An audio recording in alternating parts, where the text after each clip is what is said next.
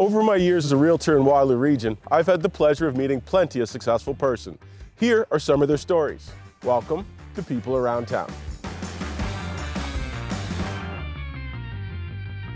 Welcome back. This is a fun one here. How am I going to do the introduction? This is a gentleman that I first met. Actually, that was one heck of an office warming, I think, because I think I first met you at the same time that I met Mike Morris as well. And this was at the old tannery building at perhaps the Cute Gecko office warming. I believe I might have met you there. You were just there for a second, and then you had to pop out to the next spot. But this gentleman here is fearless. Or maybe he wasn't at all times, or maybe he's seen so much that nothing much scares him anymore. Entrepreneur, definitely. Maybe we'll get into some more stories of what led to that. But first, he's a tech guy. A co-creator of Hackfest, of some different Hackfests in the day, I'm guessing. Oh, way back in the day. Way back in the day, yeah. So, tech guy. Now he is co-owner of Chocolate Soup, which, if you refer me business, you should refer me business, you will get a customized gift box sent to you as well. And that is something that I didn't even think there was a need for, but this gentleman and his partner in crime, PJ, felt there was a need, and it's just, he sees the world differently. I'll just leave it at that. For now, this is Dan Silivestru, the one and only. Proud to have him here. Thank you for having me here. And I'm just trying to get an idea of what makes you tick. So, did you start in tech? Let's just start there. No. Okay. I had no idea tech was a thing. You had no idea tech was a thing. This is going back to late 90s, right? So kind of .com boom is in its heyday. Everyone's building websites and raising millions of dollars on the back of napkins, right? And it was just, I didn't know that software development was a profession back then. So okay. I was in university pursuing a physics degree of all things. Oh. Yeah. Okay. Yeah, right here at UW. And I had to take a break so that I can go make some money, so that I can pay for my next term. And ended up, I was working at a company in a call center. That was the job I got. And after about a year of doing that, a buddy of mine had graduated and got a job upstairs as a software developer. And he comes down and says hi one day. I go, Andrew, what do you do? Yeah. And he points at my screen. And he's like, see that? I was like, yeah. I make that happen. I was like, well, that sounds like way more fun than what I'm doing. Yeah. Answering the phone, talking to sick people, across the pond somewhere trying to get home. It's like, how do I do what you do? Right. Next thing I know, and at this point I think I'm 19, 20, sitting in front of the VP and director of IT at this company. And like, how can I help you down? I was like, I want to do what Andrew does. You tell me, what do I need to do? To do what Andrew does. Exactly. I had done some programming courses in the past, so I really enjoyed the craft. Like, there's something super rewarding about you type a couple lines of code. And it makes and it does stuff, right? And so, we got super lucky. They just were like, well, there's a vacant station here. Here's a big book on training you how to code on a IBM mid-range AS400. They talked to my boss and like, cool. As long as you do it after hours. It was still within the same company. Same organization, same company. And up until Andrew got that job, I didn't even know we had a fifth floor. So that's how well the communication worked around there. Anyway, so I spent 3 weeks, every lunch, 2-3 hours after work, just going through this manual, and then they had an opening, I interviewed, I got the position, and that's when I learned that software development is a career. So at that point in time, did physics take a back burner, or was it flat out shelved, or did you think you're going to go back and finish that degree? Or when I first got the position, I thought maybe. The plan was to go back. Yep. But after 3 months of working as a developer, and I was like, this is an actual career. Yes. This is more money than I ever made, and I was still on the bottom rung, right? Yep. And really enjoyed it. Like, really enjoyed it. I was working like 10 hours a day because I wanted to, not because I had to. And so that's when I decided, you know what, I'm going to shelve schooling, because I could take up to like a year and a half break, whatever it was. Yep. And just give everything to this and just see where it goes. Okay. So that's funny because there's another gentleman, and I might have him on soon, hopefully. And he started in physics, and he says to me, if you study physics and you're least bit personable, he goes, to me, unless you're going to stay within physics, he goes, you're probably going to go into business by yourself. Because he believes that good people that are good at physics and are personable and not afraid of talking to people. Right. All people that have an affiliation for physics do is they solve problems. They see problems. You really study the live. world around you, right? Yeah, so they see problems in real time. So physics is you look at the world around you, you look at what's happening, and you try to figure out why. Yeah. And how can I understand it, and then how can we build stuff to make sense of it. And function properly in the world, right? Like Right. rocket science involves a lot of physics. Right. There's a lot of engineering of all kinds, but so I think physicists, at least myself, what drew me to physics is just pure curiosity. I was like, I wanted to understand how stuff works. Yeah. What I was really drawn to was quantum and relativity, just because those don't function like normal everyday things. physics. Yeah. So that was like super interesting to me, and so I think for me it was just literally the curiosity and figuring how things work, which is not that different from like software, and definitely not that different from entrepreneurship, right? You want to figure out how stuff works. You want to fix a problem, or you want to solve a problem. And if you have a big enough audience, then you potentially have a business there, right? So, there you go. So you were with this company in question it's not the company in question. We're just not going to name the company at this point in time. No need to. You're with them for how long, and what was the progression until sort of that time when I met you during the Tiny Hippo days? I'll try and like speed run this because I'm sure. Or you can give me the highlights and the funny stories. Oh, fair enough. Well, your audience, I'm sure, doesn't want to hear me drone, but no, 8.5 years in total. Start off at the very bottom. Again, remember it's around 99, 2000. I was there for close to, I don't know, almost a year. When I went to my boss and I was like, listen, the internet, I think it's a thing. Yeah. It was back early 2000s. I'm like, I really think we should get into it.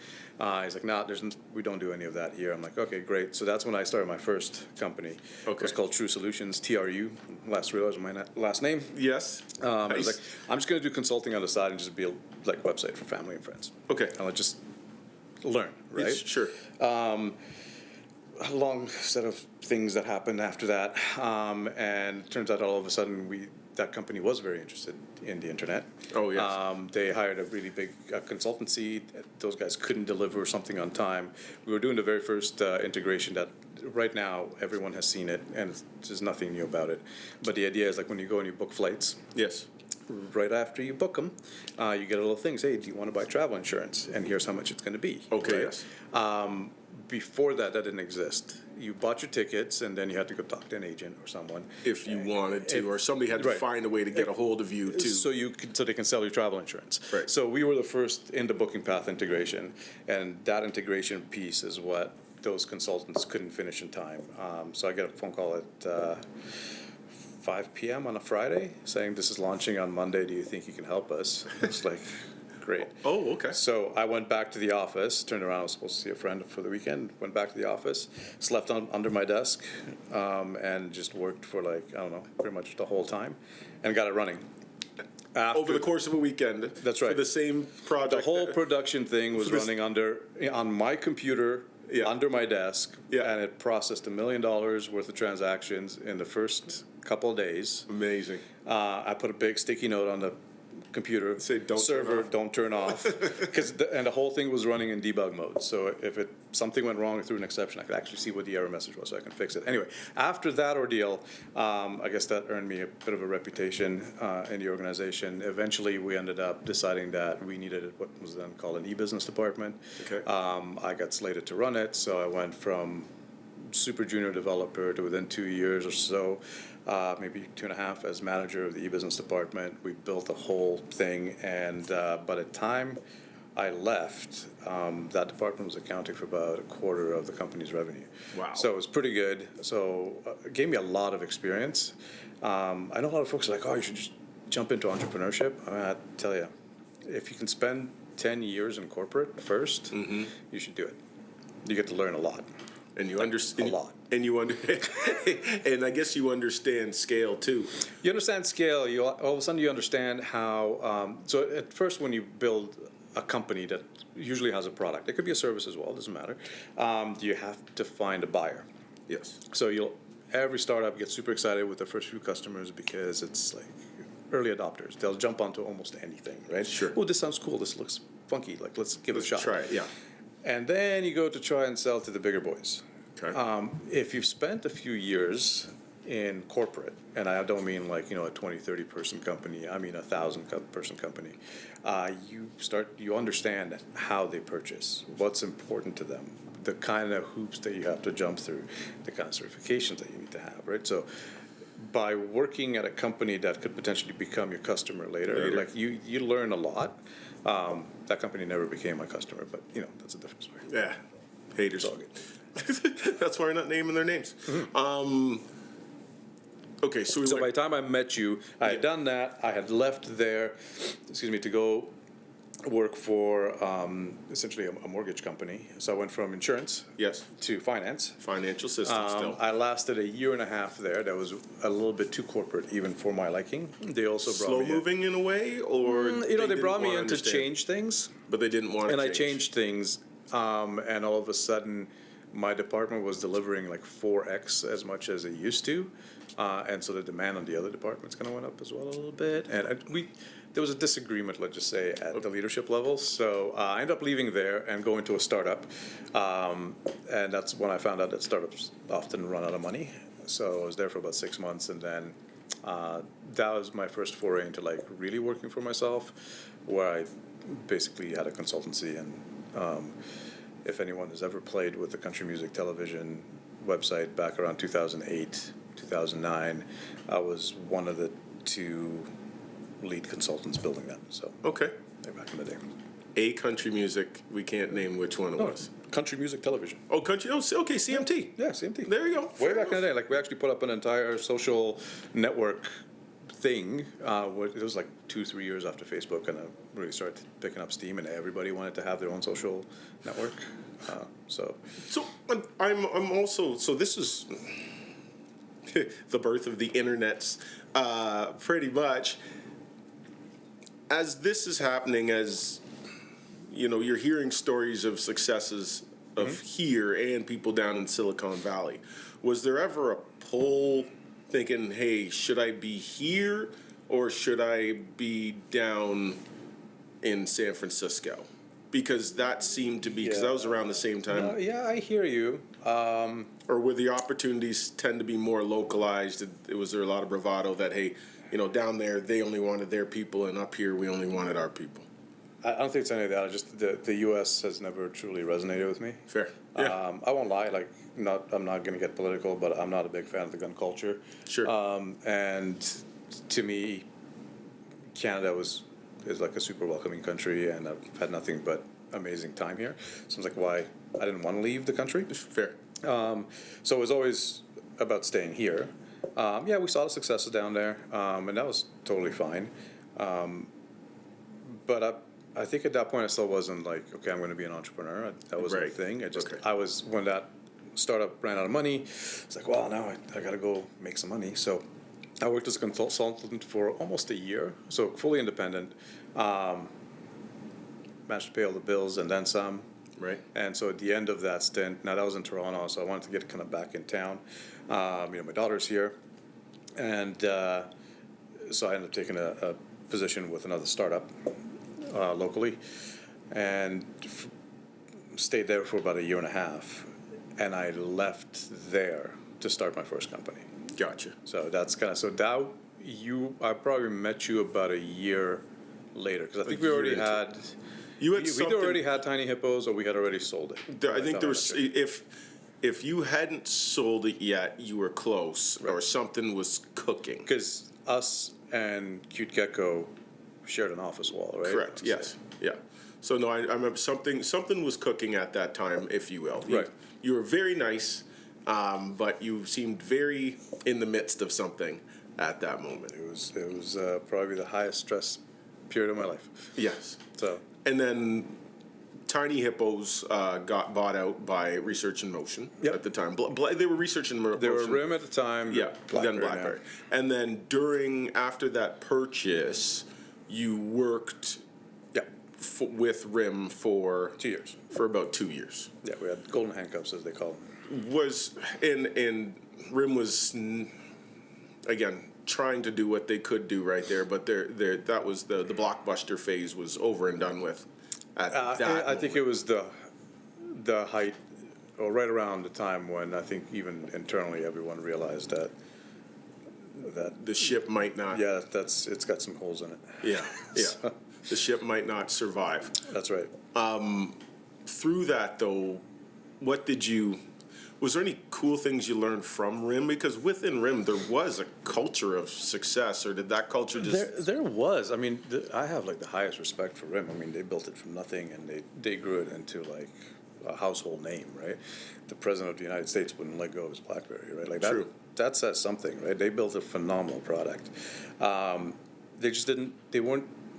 And I don't blame RIM necessarily. I think this could just be a human trait, but when you are at the top of the game, when you are the number one, and then there's a disruptor that comes along, some will fight hard to protect what they have and Yes. diminish what the disruptor is doing. Sure. I feel like BlackBerry was kind of doing some of that. Right. We definitely saw it when we came in. And also the BlackBerry experience has massive growth period, right? True. So it used to be back in 2003 when I was like, oh, BlackBerry, like that would be a cool place to work. It was almost impossible to get hired. Like the hoops you had to jump through, the qualification you had, right? Well, like no disrespect, unless you were a salesperson. sure, yeah, no, sorry, I mean on the technology end of things, right? But when they experienced that huge growth from like 2003 to 2007, the talent pool wasn't big enough for what they needed. So, Right.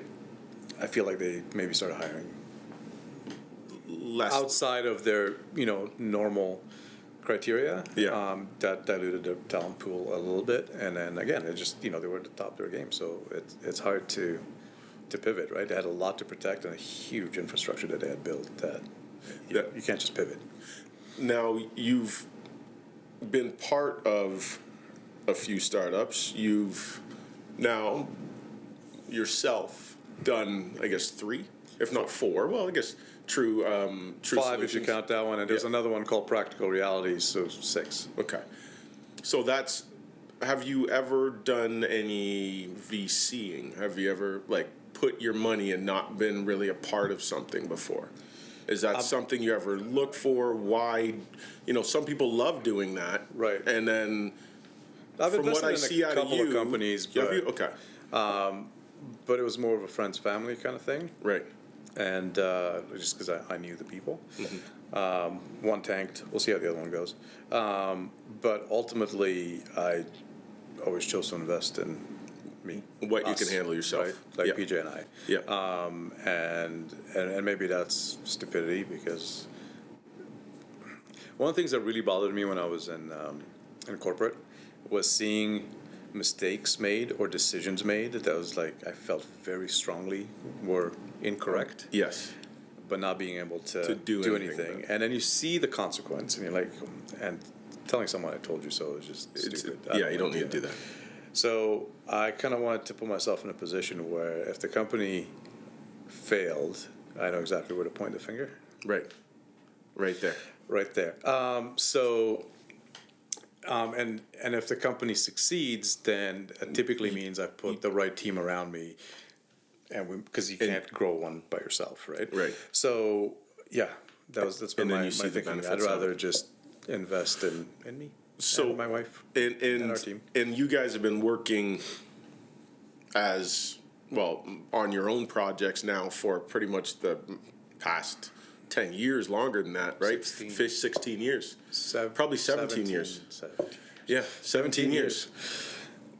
How do you know, and maybe you don't know the answer to this, how do you know or decide when it's time to stop working? Like, meaning you were in a business, there's 9 million things you could do. How do you gauge when it's time to take a break? And what are your favorite things to do? What's one of your favorite things to do to take a short break, a medium break, and a long break? So short break would mean 1 to 2 hours, right? Just you need a little window, right? Medium break would be a day or two, right? And then longer break, we're talking a week plus. Oh, okay. I thought you were talking in terms of like short is a couple of days, medium is 2 weeks, and long is like a year. Okay, so if we want to do it, we can do that. So that's cool. Let's go really short, but like, you're about to slap somebody, right? I thankfully never get to that point. Well, or you feel like it would be really cool to slap somebody. Sometimes I feel like I can slap somebody. I don't. I haven't still, but what's your weight on unwind? If it's just for a couple of hours, honestly, I'd just go sit down somewhere, read, or scroll Reddit for a little bit. Okay. Which is probably not the best thing. There's a lot of doom scrolling going on these days. Reading is a really great way to just. I'm focusing on this now. Yep. I don't do it as much as I should though. So, but that's like the 1 to 2 hours. Okay. Or I do follow a few creators on YouTube that I find quite entertaining. So I might just go and catch up on my YouTube for like an hour or two. And Sure. Right. But during the day, I hardly ever do that because I'm in the office. There's and work I have to do. Help run the business. Yep. Obviously. So. Yeah, I'm not sure that's a good answer, but It's a good answer. I was hoping.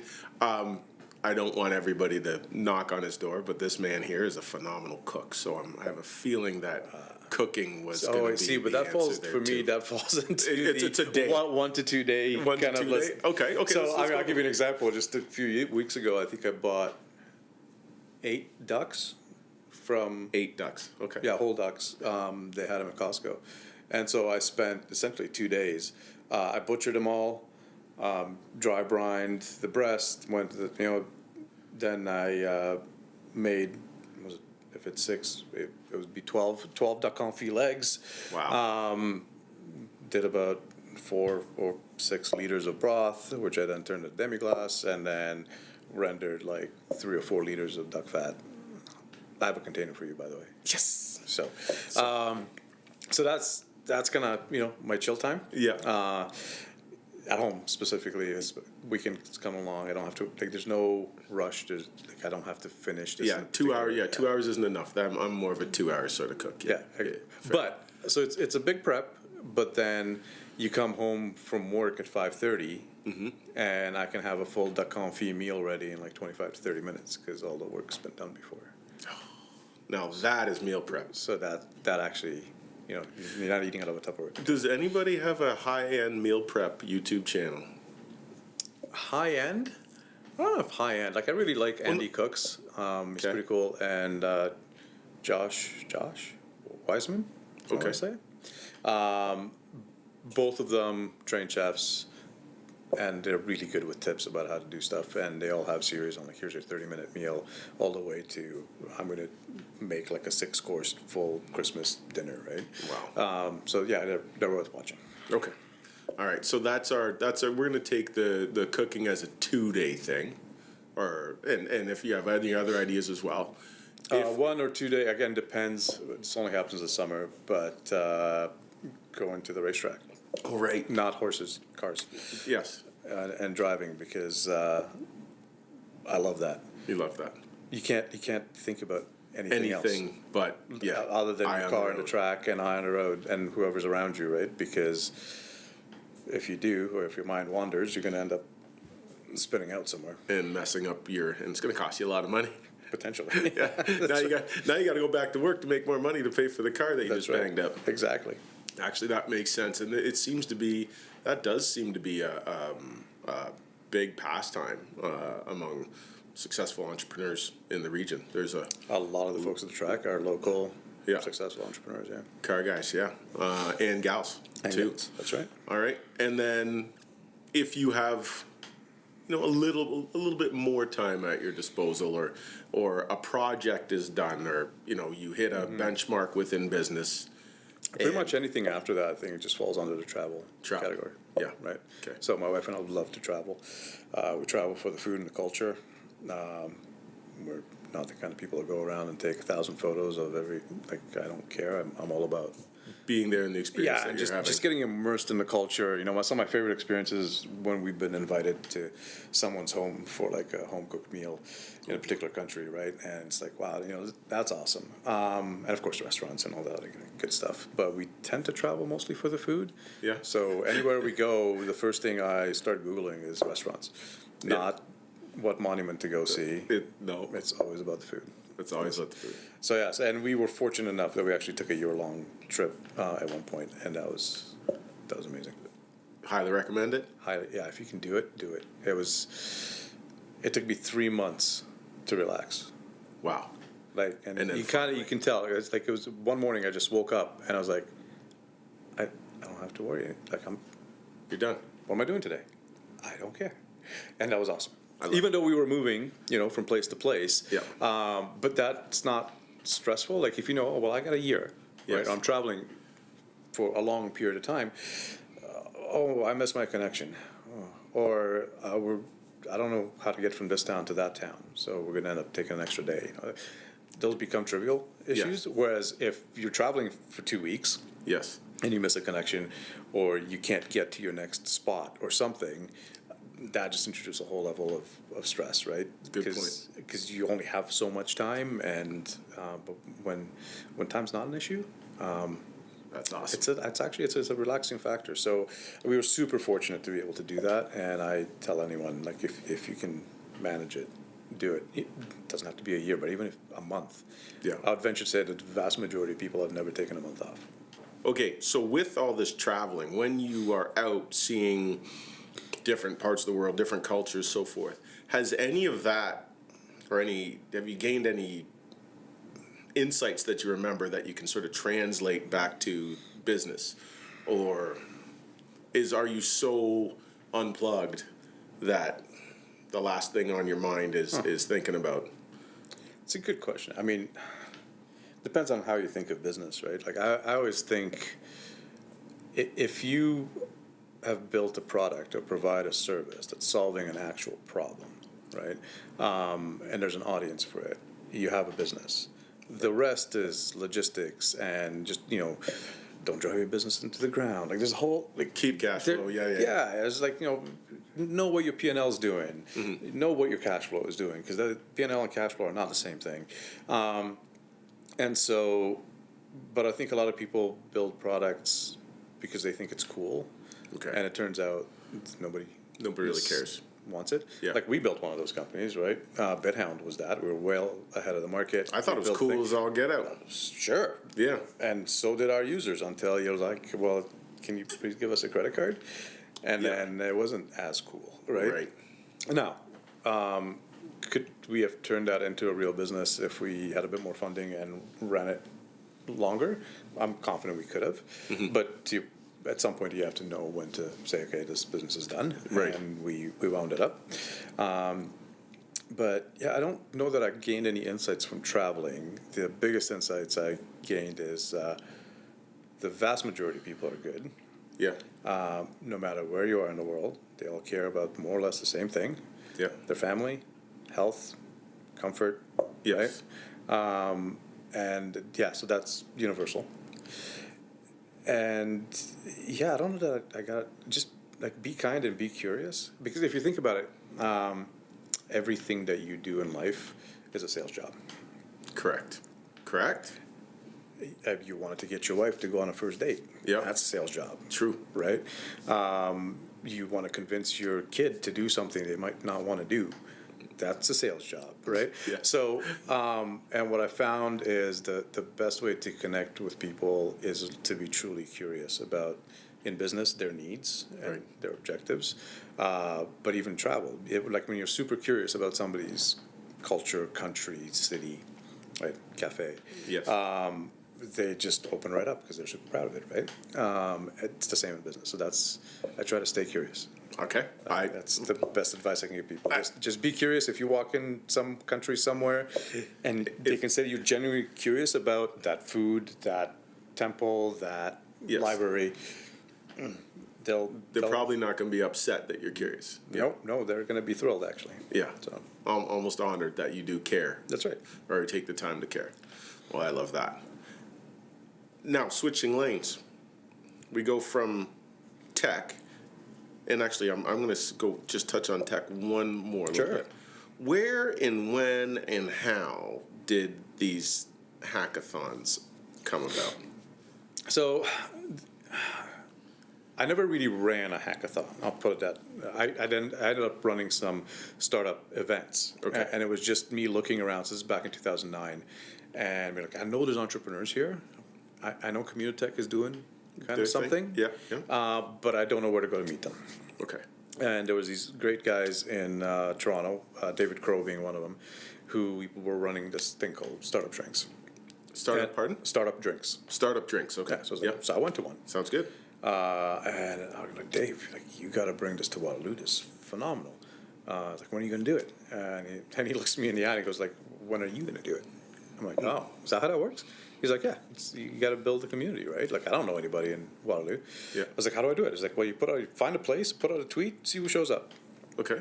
So we did it. And, first time, 21 people showed up. Yep. I didn't know 20 of them, so that was cool. Yeah. And by the time right now, I've resurrected it after COVID. We consistently have between 60 and 80 people that show up. As far as hackathons go, I joined a bunch early in my career, and that was my way of trying to expand my network beyond Kitchener-Waterloo. Okay. And made some really great connections, which you might remember I told you about that CMT contract. Yes. That was a direct result of one of the hackathon events that I went to. Oh, okay. One of the guys on my team saw how we worked, right? And he just happened to be the CEO or at least VP of something at the consultancy that was building it. Yeah. And he called me up. He's like, do you know anybody who can do that? And I was like, well, actually, so happens I can do that. I can do that. Yeah. And he's like, all right, come in for an interview. I'm like, show up. And it wasn't an interview. They just described a project. And they're like, okay, we'll see you on Monday. Yeah. Right? I'm like, okay, awesome. So to all the people watching out there are looking to break into stuff, your network is gold. Events like hackathons are a really great way to showcase, if you're in tech, showcase your ability and what you can do and how you work with other people in a short amount of time, and it can lead to amazing things. And I guess I don't exactly know how the hackathons work, but I guess people are privy to see the code that you've written after to understand what you did, or is it more results based on? It depends. What So the code there's provides? different kind of hackathons. There right now. Back then, there seemed to be a lot more willy-nilly. Yeah. So the one I went to, a whole bunch of ideas were presented right by the group of things that we might want to do. The group voted as a whole on, okay, well, that one seems pretty cool. Yeah. And I can't remember if it was one or two ideas that got picked, and we all worked as a team. There were creatives, there were copywriters, there were software developers, there were designers, Oh, wow. and it was just like everyone just got together, never worked together before, and we're like, okay, well, the coders, let's go sit down. What architecture are we going to use? Who's going to write what code? Where we're getting our boilerplate stuff from. So that was a lot of fun, and we ended up with a functioning product at the end of it. Wow. But it wasn't a competition. It was literally a bunch of like-minded people going, I want to meet more people in the community, and I want to write some cool code, and most likely nothing is going to come out of this, but it's going to be fun, right? Whereas now there's like competition hackathons, right? Yep. Where it's being run by a bigger group. Groups come in, they all build something over the weekend, and But then they already present aren't it. those teams already more set? Don't you almost Yeah, bring your you team typically with go you? in with people that you know, Right. Whereas I didn't know a single person when I showed up to that hackathon. And I think I'm not saying the other ways. That's still fun. Don't get me Right. wrong. From a competitive standpoint, Sure. it's cool. Yeah. You find out There's no right or wrong, right? There's no right or wrong, but I think that's what the almost purity of what you're taught, purity of a hack, but the purity of the original hackathons before. Like What attracted me to it? There was no monetary incentive at the beginning or at the end. Right. There was no prize or trophy to be won. Right. We literally went there for the passion of the craft. Yes. And only people that were passionate about their craft really Would showed go. up. Because Yeah. why would you give up a weekend if if you it didn't just want to feels see like what could work, be done. right? Or you were hoping to maybe get some kind of reward at the end of it, right? Right. So yeah, I met a whole bunch of super smart, creative, energetic, and just amazing people that just love their craft. They did it for fun. Like they weren't software developers for the paycheck. So are there's still these organic hacks that are happening right now, or Man, I won't or lie. less? I've been out of tech for 7 years now. Yeah. You think you're done with tech? I don't. I Think just you don't. are. I don't. I've been just- out of that thing that I don't. Yeah. I don't know if there are any I think that run that way. I have a feeling there isn't. Like I brought startup drinks back because pretty much all events went away with COVID. Right. And then it felt like once things opened back up, most of the events that came back were very much corporate. So You're right. agenda based. Right. Right, with a little networking at the beginning and a little networking at the end. Yeah. And basically, Startup Drink says, well, take all that agenda stuff and we're going to throw it out. Yeah. The whole thing is networking. Just show up, Yep. meet other people that are into startups and entrepreneurship. Right. And just have a conversation. So, See, to me that part, well, either or. I think there's no doubt that the university is still producing minds. oh yeah. Okay. And there is still an entrepreneurial culture Huge. in Waterloo Philosophy region. has done phenomenal. However, I think the pandemic has put a lot of people in their Uber Eats little silos, right? And they don't know what's Hey, look, we're still people, man. We right, all but they crave still, connection, right? But they still do. They need, but it's a place for them to connect without agenda and to see that there's other talent around them. Because I guarantee you, there's other people out there with good ideas that know one part of the solution, right? But need somebody to bounce off the other side. That would be something cool. It's very hard to be a sole founder, right? Yeah. Like you can't, there's no Yeah. one person that can do it all. If you're an amazing software developer, you probably suck at accounting. Right, exactly. Probably vice versa. Yeah, or you can't sell a product anyways. Or you're not, you can't do sales, or you really aren't interested in making content. Right, yeah. You need all those things. And so for your, and we've spent about, 10 minutes on Hackfest, but to me it's something completely different that I didn't know about that I think is one of the coolest things ever. That is a lot of fun. And I you don't want me in there other than finding the problem, because I can find problems all over the place. What is necessary for one of those to happen? Okay, good Wi-Fi. Pretty much, that's it. And Because these days everyone has a laptop. yeah, Right. And it's much better to be in person, have a location, right? Yes, that's my 2 cents. Yeah. So Wi-Fi and location. Yeah. That's it. And Drinks and or Coca-Cola. someone that is able to organize it. Yeah. Right, that could just be one person, but sometimes it's 2 or 3. And just the logistics. So like you got to find the venue, you got to let people know this is happening. So Yeah. yeah, I love that idea. Okay. So switching out of tech, now we're into chocolate soup, right. and I love my chocolate soup. Funny thing is, we don't make chocolate or soup. I know. So the first time I heard about chocolate soup, I'm like, seems interesting. I'm not a chocolate guy. Curated gift boxes, for lack of a better term. All I know is the funny boxes thing I is, get. that's not really what we do. No, okay. So please tell me what you do. I just love the end result. Fair enough. So, I mean, at our core, we're an employee appreciation and recognition platform. Okay. But unlike our competitors or other people that do it, we have this core belief that you don't solve culture or build great culture in a company through software. Because Okay. that's probably the most impersonal way to do it. Oh, true. Like, no, I'm going to give you some points and you're going to get a message. I'm like, ooh, okay. Like, it's okay. There's value to that, but it's not as personal.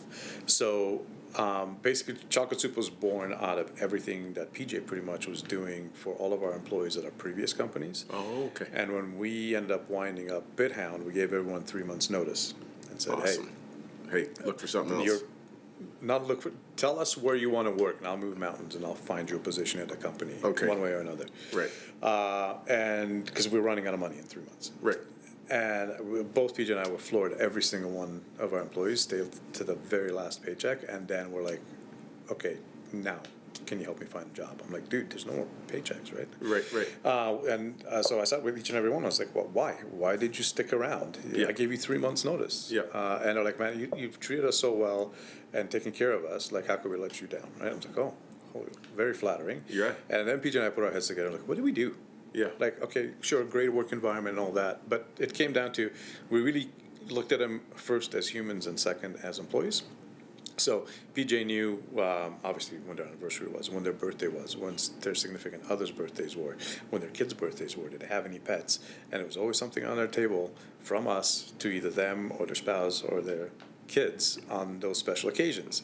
And that speaks volumes if an employer cares that much. So anyway, so it was that concept that ended up turning into Chocolate Soup, because we saw the impact firsthand of that kind of recognition. We're like, why don't more companies do it? And the real answer is it's hard. So what if we took all the logistics and all the heavy lifting off of their plates, made it feel like all of these do come from the employer, because they do, because they're the ones that signed up for That's it, true. thought it was important. Yeah. It's the same as and then bringing we in anchor- it's the yeah. same as bringing in an in-house employee to handle all this stuff. Right. It just probably costs a lot less. Exactly. And then we anchor all of that with those custom Lego minifigs.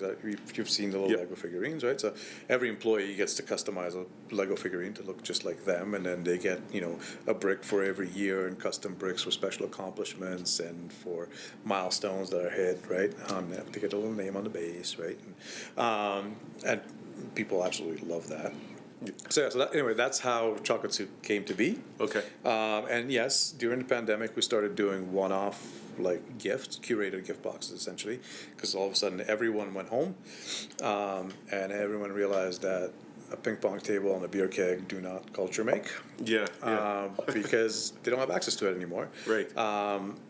So what is their culture anyway? So obviously they started by sending stuff to their employees who are now fully remote, and then over the past few years, we basically worked really hard at converting that kind of one-time revenue stream into recurring revenue through our subscription service.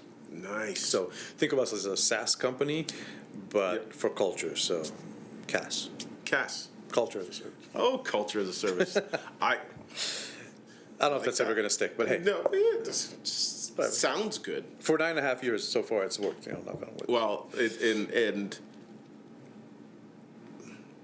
I guess I'm only using a portion of what you do in my business, but I'm still very thankful. Well, I mean, again, for that. we're here to make sure that everyone has a fantastic experience, right? So that's how Chocolate Soup came to be, and it went from being super high tech, Right. to at best tech enabled. Because You're still going to use tech, yeah. Oh yeah, no, we built our entire ERP system that runs behind the scenes, and that's why we know when to send what to whom, where in the world, and at what point needs to leave our office to get to them on time, and all that kind of cool logistics. So being that you work very systems-based in many cases, there's still hands-on, and there's still the care and so forth there, but you have systems running behind and supporting all that you do.